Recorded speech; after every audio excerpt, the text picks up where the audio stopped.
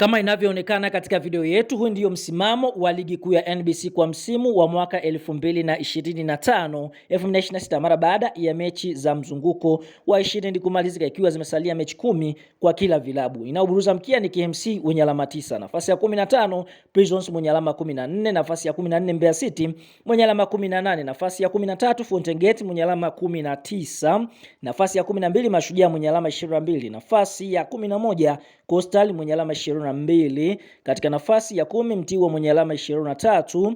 nafasi ya 9 Namungo mwenye alama 23, nafasi ya 8 Dodoma Jiji mwenye alama 25, nafasi ya 7 Singida mwenye alama 29, nafasi ya 6 Pamba Jiji mwenye alama 29,